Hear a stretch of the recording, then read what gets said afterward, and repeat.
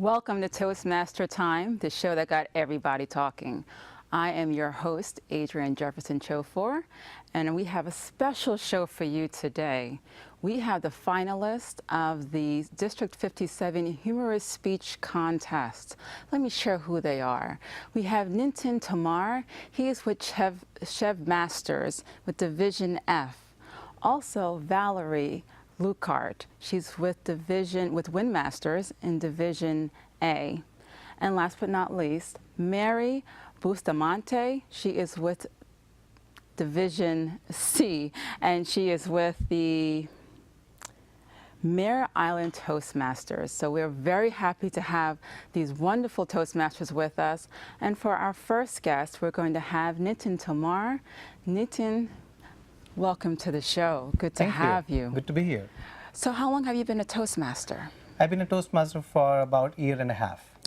Only a year and a half? Yeah. And already you're in a contest. How has being a contestant helped you? In fact, this is my second contest. Wow. And yes, I did participate in the spring contest as well. And it has been wonderful. It has. So how's it helped you as a Toastmaster? It does. You do learn a lot participating in the contest. And when you compete with the best speakers, you are forced to bring out the best in yourself as well. I agree. Well, I'm looking forward to hearing your speech, and so are our viewers. And so I'm going to get you set up and get organized, and we look forward to hearing what you have to say. Thank you. And for our viewers, let's tell you a little bit more about the Humorous Speech Contest. So we don't have a judge for this show, but let me give you the criteria that a judge would look for. They will look for content. They will also look for delivery and language. So for the content, they look at the speech development, and delivery, they would look at the vocal variety and also the manner. So it looks like our first contestant is ready, so I'm pleased to introduce Nitin Tomar. His speech is, "Who would you marry? Who would you marry?" Nitin Tomar.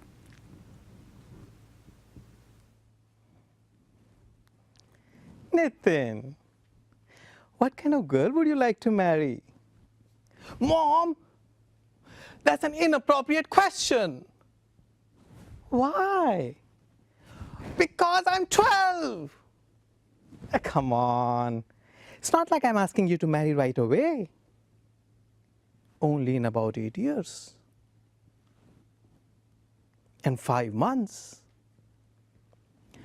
My dear friends, my mom had a dream to arrange the marriage of a great-grandchild. Yes, it's possible. She did the math. As soon as I finished college and started working, my mom started putting me in these extremely awkward situations. I would often come home to find a prospective mother-in-law waiting to inspect me. Mrs. Tomar, you said your son was 5'8". He's more like 5'7". I am 5'7". How long has she been doing this? But hey, in India where I grew up, a lot of people do arranged marriages. So I did what anyone in my situation would do. I went back to school, immediately off the marriage market, and maybe this was another chance for me to meet someone on my own. In my grad school class of civil engineering, there were 2 girls in a class of 20. That's pretty good for civil engineering. And they were both cute, smart, funny, married. You know what's that? That's 2 years of my life that I'm not getting back. And as soon as I finished college, I was back on the market. This time with a new degree. The valuation of this startup is going through the roof. But hey, this time I came to my senses and I did the right thing. what I should have done in the first place. I took an overseas assignment in Japan. Now there was an ocean between me and my mom. And maybe I'll meet someone here. How cool would that be? An Indian boy meets a Japanese girl. They could make a movie about it someday. Turned out that the girls in Japan spoke Japanese. I did not know Japanese. I started learning Japanese. This was going to be much harder than I planned for. Then after about a year, two things happened. Number one, my younger brother finished college and started working.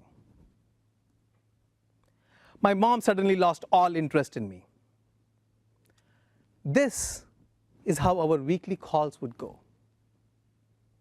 Nitin, how's the weather out there? Mom, the weather is all right. And are you eating well? Are you eating well? Yeah, Mom, I'm eating well. All right then, bye-bye.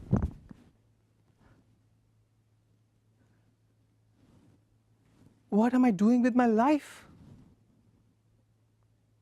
You forgot to ask that. And two, I turned 27, which means that in a few years I'm going to be 30. Now what that does to your marriageability in India is the same thing that an expiry date does to a carton of milk. Maybe it's okay, maybe it's not. Do we really want to take a chance? Ooh, fresh milk!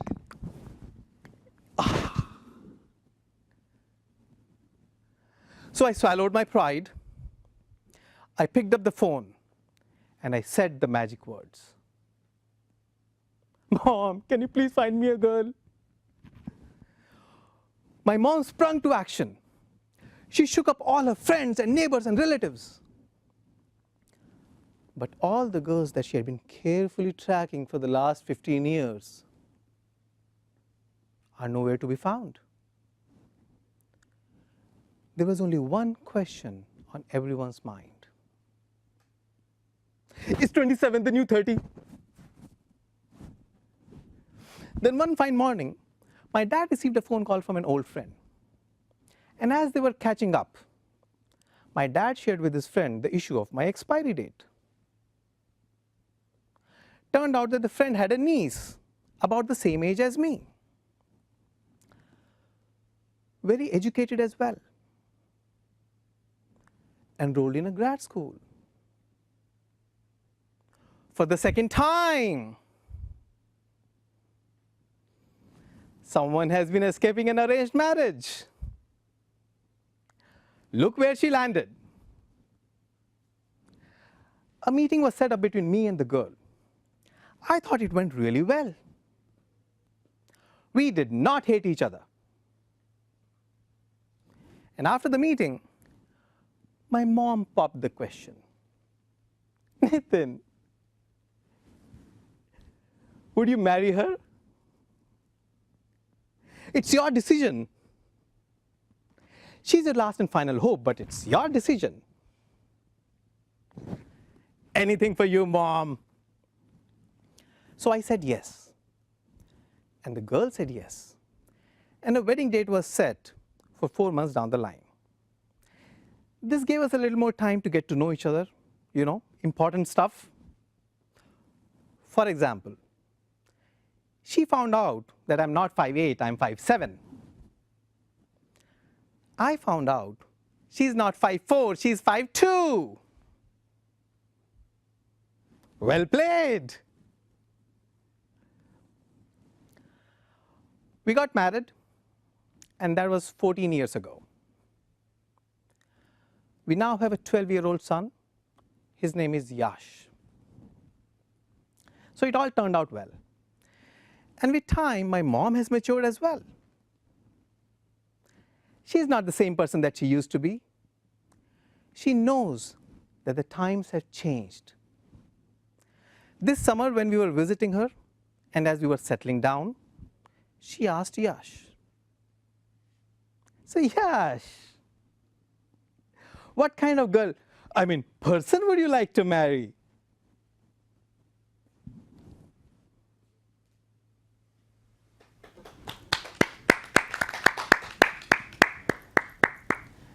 Oh my goodness, that was hilarious. Well, Nitin, there's 8,000 online dating sites, but I don't think any can match your mother's matchmaking skills. We're happy to have that speech. Thank you so much. And for our second guest, we have Valerie Lukecart. Valerie, welcome to the show. Thank you. It's great to be here. Oh, how long have you been a Toastmaster? A little over 4 years. Wow, only 4 years. Now, is this your first competition? Not the first competition. However, I've never gotten to the district level before, so it was pretty exciting. Wow. And how has being a contestant helped you as a Toastmaster?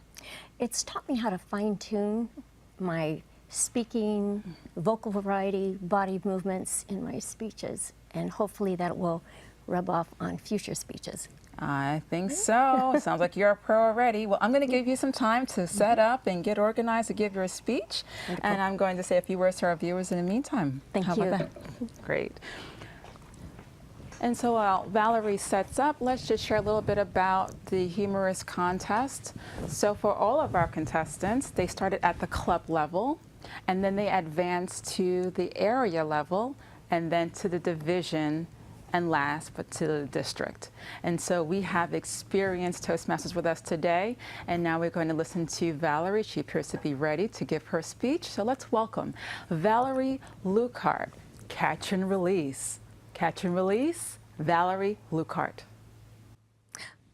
I know what you're thinking. I can see it in your eyes. The awe, the wonder. You're thinking, isn't she that famous Australian saltwater crocodile hunter? Perhaps you've seen some of my documentaries on the National Geographic Channel, or read some of my books, or perhaps some of the many articles written about me. Yes, it is true. I am Valerie, the Australian saltwater crocodile hunter. Fellow Toastmasters, welcome guests. The saltwater crocodile, also known as the Crocodilius australis, or informally as Salty, is the largest of all living reptiles. Salties can live to up to 70 years of age. Male salties can grow to over 20 feet in length. I go on salty safaris every year to Australia. And because of my love and respect for these amazingly majestic beasts, I practice catch and release. Today, I'm going to tell you what I do when I go on a catch and release salty safari. Please be warned, this speech is not for the faint of heart. And please do not try this at home. When I get to Australia, the first thing I do is to prepare myself physically and emotionally. And to do that, I need to go on walkabout. I rent a Prius, drive downtown, and I walk about the many shops and restaurants, breathing in the local atmosphere. For lunch, I make a point of eating a ginormous Vegemite sandwich. What's Vegemite, you ask? Vegemite is made up of leftover brewer's yeast extract and vegetable and spice additives. We're happy little Vegemites, we're bright as bright can be. We all enjoy our Vegemite for breakfast, lunch, or tea. Yes, it even has its own jingle. Meanwhile, back at the safari, now that I'm prepared, I travel to the Daintree River, which is North Queensland. There, I own a small hut, nothing fancy. 5 bedrooms, 5.5 baths. A couple of the rooms I have set up as Airbnbs. I unpack, and I have the chef prepare a light supper of beef bourguignon, gratin de finois, served with some fava beans and a nice Chianti. After supper, I settle in and relax in preparation for the hunt. the next morning. I get up early when everything is still and quiet. And I head on out to the river, taking with me only the bare necessities. Camera crew, producers, makeup artist, caterer, oh, and of course my fans. I walk cautiously, stealthily, constantly searching the banks for any signs of salties. I'm only looking for salties that are at least 18 feet in length. Any shorter, it's just not a challenge for me. I spot a 20-footer. Crikey, he's a beauty. I lure him with some raw meat. It doesn't matter what meat you use, because for salties, all meat tastes like chicken. Once he gets within range, I quick jump on his back, throw my arms around his neck. He immediately goes into a death roll, drawing me deep underwater. But I hold on because I am Valerie, the Australian saltwater crocodile hunter. Plus, I'm a free diver and can hold my breath for over 20 minutes. One time, a school of piranhas started nibbling at my toes. If that happened to anybody else, they'd be crying like a baby. Me, I was more concerned about my pedicure. Anyway, after a while, the salty tires. And when he does, I give him a good left hook to the snout, knocking him out. Once he's out, I drag him to shore. My clothes are tattered. I'm covered in blood. But there's no time for first aid. No, no, no, no. I've got to work fast. I measure his length. I get his weight. And I give some blood samples. Then I take his left ear for obvious reasons. About that time, he starts to wake up. So I grab him, give him a big kiss. He stares at me with eyes that are dreamy and seductive. He then gives me a big smile, showing off his pearly whites. Actually, they were more like pearly yellows. Then he raised his right hand as if to say, "Call me." But we all know this could never be. And since I am committed to practicing catch and release, all I could do was grab him by the tail, drag him back to the river, and let him go.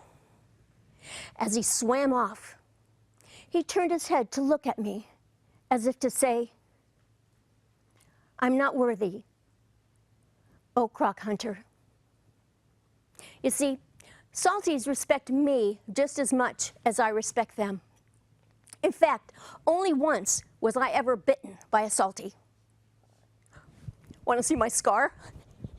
Oh, probably not a good idea to have that on film. Never mind. Thank you.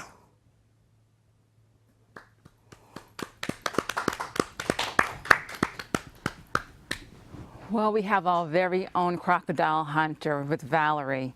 Valerie, I don't know if you know that any crocodile that tries to sneak up behind you and bite is nothing more than a tailgater. So I think you got this one.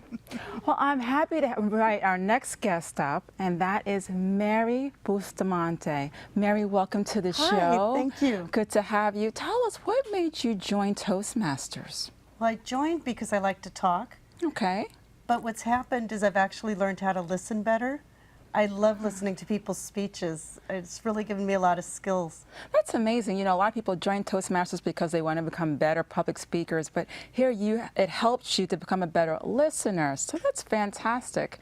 Is this your first contest? No, I've done several contests, but this has been the hardest. It's been the hardest, but does it help you become a better communicator, would you say? Oh, I love the contests. You get to practice, people give you feedback. It's a lot of fun. Well, I'm sure you have a great speech. It's going to be a lot of fun as well. I'm going to give you some time to set up and get yourself organized. Great. And in the meantime, you're welcome. And I'm going to share a bit about our contest with our viewers. So our humorous speech contest is just one of the contests that Toastmasters sponsors. We also have contests on evaluation and also table topics. And a big contest for our Toastmasters is the International Speech Contest. And if you'd like to know more about that, we'll get into that later. But for now, we're going to listen to Mary Bustamante's her speech. So let's listen to Mary Bustamante, and her speech is Empty Nest. Empty Nest, Mary Bustamante. I saw it way up there. It was this tiny little nest. Inside there was a mother bird and 2 babies. I loved watching their interaction.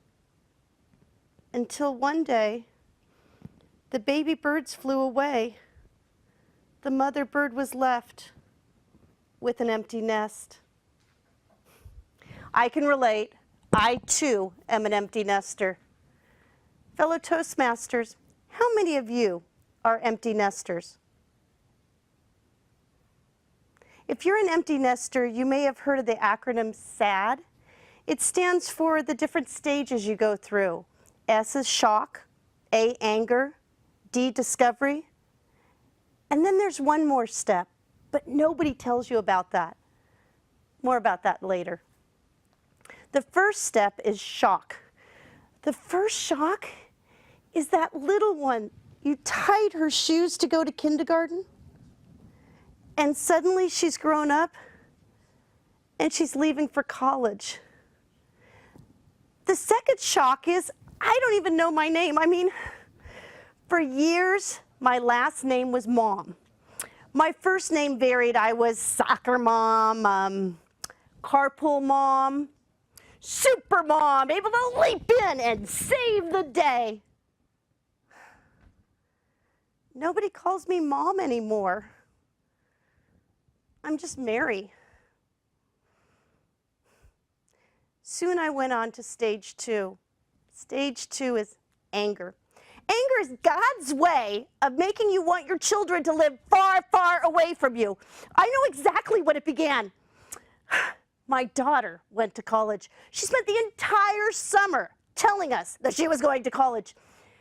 Then came the big day. We carried her last box and put it down. She suddenly discovered she left her hangers, her printer, and her sheets. Then began the big blame game. Mom, it's all your fault. You rushed me. You know what I did? I went home, got all the stuff for my little darling, and brought it to her.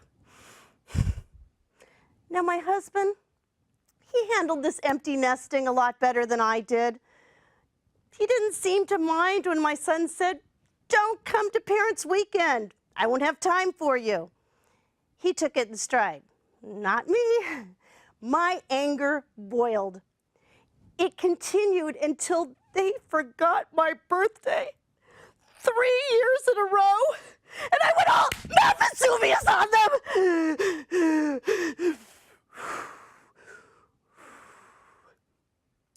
Now, if they don't want to see me and they don't want me to show up, I have to find a way to know what's going on. That's when I discovered cyber stalking. It's great. All you need to do is go on Facebook and you listen a little bit to what your kids say. My son started talking about Natasha. Easy. I looked through his 3,000 something friends and 5 Natashas. That's okay. I'll look at Natashas in the greater LA area. I found her, a bikini-clad co-ed. Ooh la la. My daughter was a little harder. Facebook didn't work. But I did learn, if I asked her just one question a week, I could pull information out of those reticent lips. In 1 month, this is what I found out. She's dating Charlie. She met him in a bar. Now you know number 3. I'm hoping he's a doctor. Unemployed. Oh, and here's the kicker. He got expelled from high school for bringing a knife to school. At this point, my new mantra is don't ask so they don't tell. I do not want to know what's going on in their lives. My third therapist said, calm down, breathe, breathe. Imagine a wonderful time in your future. It's Thanksgiving Day. Bikini Girl is pushing my wheelchair, and our knife specialist is cutting the turkey. After a while, the nightly panic attacks started to stop, and I started to feel better, and then it happened. I got to stage 4, the stage no one tells you about. That stage is elation. That's the woo-hoo! All of a sudden I realized I can do anything. I started new things. I joined Toastmasters. I had ice cream for dinner, slept till noon, started playing Twister, naked Twister. But I'll tell you, my favorite thing to do, I like to put on my bikini and garden in the backyard. Now, it fit, I don't know, maybe 25 pounds ago, but it doesn't matter. Nobody's gonna see me, and I have that all over tan. The other day, I was gardening and I realized my little bird friend isn't here anymore. I don't know if birds go through the different stages, whether she was shocked and angry and then had discovery. I can almost hear her go, "They don't call, they don't tweet." But you know what I hope? I hope my little bird friend has found that sense of elation that happens when you become an empty nester.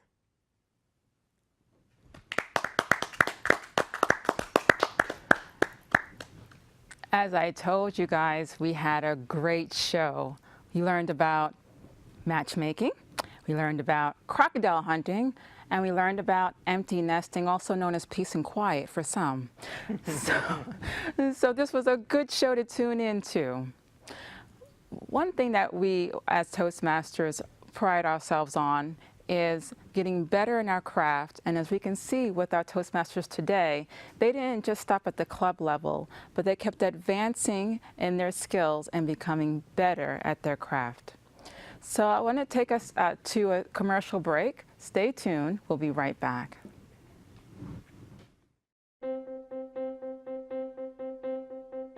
Name an effective political leader in history who couldn't speak well. Mr. Gorbachev, tear down this wall. There aren't any. Because when it comes to a disease, Freedom requires leadership, and leadership requires oratory. You have to speak to be heard. I have a dream. It's all about personal growth and guts. Never give in. Never, never, never.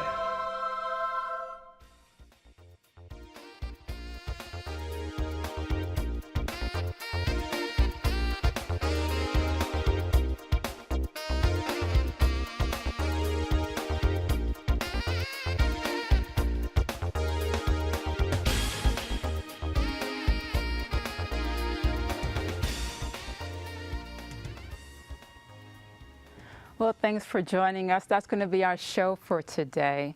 And we like to thank you for having you with us today. And if you'd like to know more about our show or like to be a guest on our show, please visit Toastmastertime.com. And if you'd like to know more about our district, District 57, please visit our website at d57tm.org. And if you'd like to learn more about Toastmasters International or find a club conveniently located near you, please go to Toastmasters.org. We record or we tape in the San Francisco Bay Area. And also, we like to thank our wonderful staff and volunteers at the Palo Alto studio where we tape. And last but not least, we want to thank our 3 masterful storytellers and contestants. They were absolutely amazing. We would like to thank Nitin Tomar, Valerie Lukecart, and Mary Bustamante. Thank you all so very much. That's our show for today. I'm your host, Adrian Jefferson, and Chofor, and we'd like to see you again at Toastmaster Time. But remember, keep on talking.